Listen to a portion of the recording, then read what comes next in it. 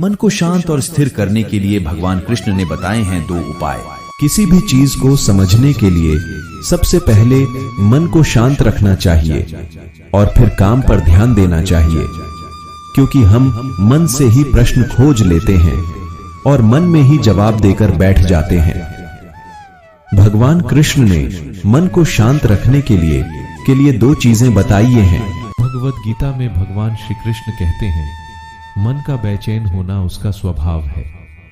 हमारे मन को लगता है कि अगर वह अलग अलग बातों के बारे में सोचता रहेगा तो हमें आने वाली हर मुश्किल और मुसीबत से बचा लेगा, पर ऐसा होता नहीं है।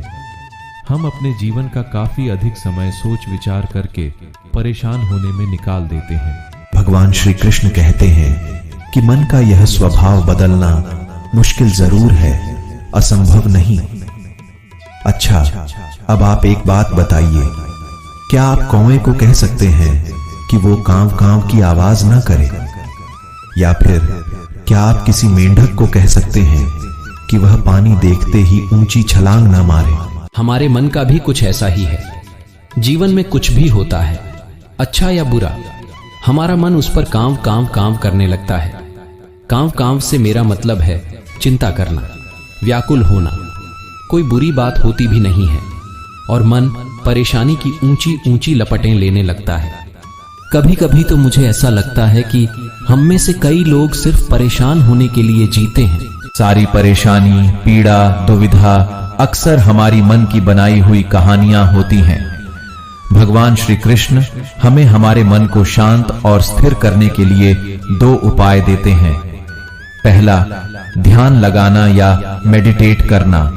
दूसरा, वैराग्य भाव सीखना।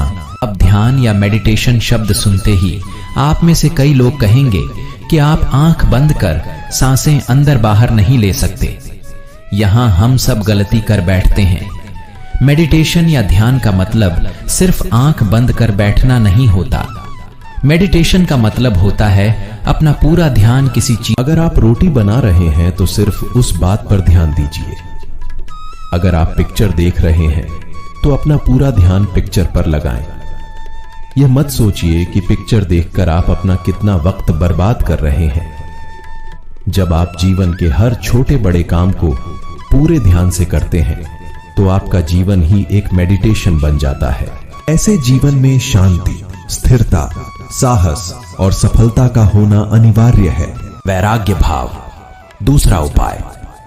वैराग्य का अर्थ यह नहीं कि आप सब कुछ छोड़कर जंगल में जाकर बैठ जाएं। वैराग्य का सच्चा अर्थ है कि आप जो काम कर रहे हैं उसका क्या नतीजा या रिजल्ट निकलेगा उसकी चिंता ना करें। जैसे अगर आपने कोई इंटरव्यू दिया, आप यह कर सकते हैं कि पूरे मन से तैयारी करें और अपना बेस्ट देकर आ जाएं। वह नौकरी मिलना या ना मिलना आपके हाथ में नहीं है।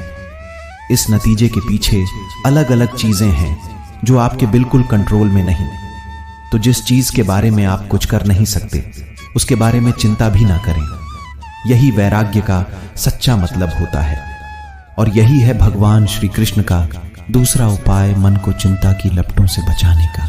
याद रखिए, आप पूरे के पूरे इंसान हैं, समझदारी, संयम और कुशलता से भरे इंसान।